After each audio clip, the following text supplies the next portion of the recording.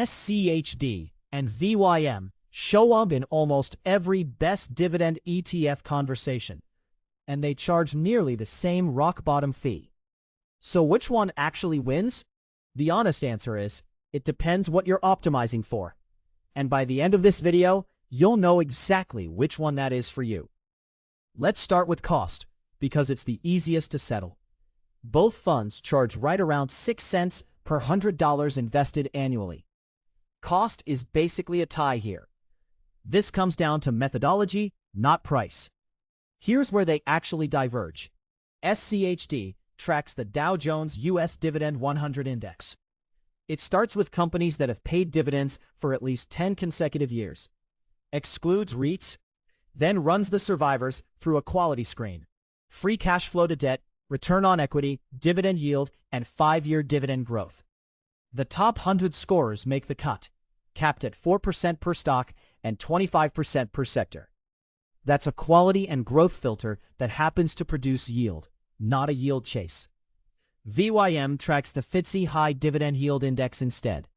It ranks nearly all U.S. dividend payers by forward yield and includes names until the basket covers roughly half the market cap of the dividend-paying universe. No quality screen, no single stock cap. The result is around 530 holdings, more than 5 times what SCHD holds. So what does that difference actually mean for you? 3 things: yield, concentration, and growth. On yield, SCHD usually wins. Its 30-day SEC yield has recently run around 3.6% versus roughly 2.8% for VYM. That's because VYM's market cap weighting pulls large, lower-yielding megacaps toward the top of the fund, which drags the average yield down, even though high dividend yield is literally in its name. On concentration, it's a trade-off, not a clear winner. SCHD's top 10 holdings make up around 40% of the fund. VYM's top 10 are closer to 25%. SCHD gives you a punchier, more concentrated bet on its highest conviction names. VYM spreads that risk across a much wider basket. On growth, SCHD has a real structural edge, because 5-year dividend growth is literally one of the 4 factors in its index screen. VYM doesn't screen for growth at all. It just rakes on yield. If you care about your income stream getting meaningfully bigger over the next decade, not just today, that's the factor that matters most. Sector-wise, the 2 funds look pretty different too. SCHD leads into energy and consumer staples and carries essentially 0 weight in utilities. VYM carries a real utility sleeve, around 8%, plus a bit more weight in financials.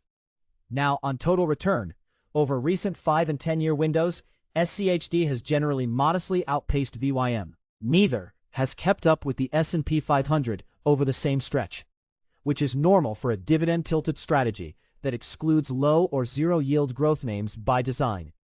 And this ranking isn't permanent. In years where SCHD's sector bets fall out of favor, VYM's broader basket has held up better. One thing both funds get right: taxes. Both hold U.S. common stocks, so upwards of 95% of their distributions are qualified dividends, taxed at the lower long-term capital gains rate instead of ordinary income. Neither one is going to surprise you with a nasty tax bill the way a covered call income fund might. If you want a concentrated, quality-screened fund with a higher current yield and faster dividend growth, and you're comfortable with a 100-stock portfolio, SCHD's methodology is built for that.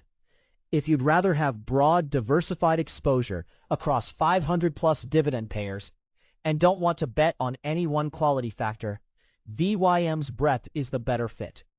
And if you're tempted to just buy both for extra diversification, know that VYM already holds most of SCHD's universe and more, so stacking them mostly just dilutes SCHD's quality screen. These numbers move with the market, so check the current yield and holdings on Schwab's and Vanguard's own fund pages before you act on anything here. This video is for education, not a recommendation to buy either fund. Which one matches what you're actually looking for? Let me know in the comments, and subscribe for more head-to-head breakdowns like this one.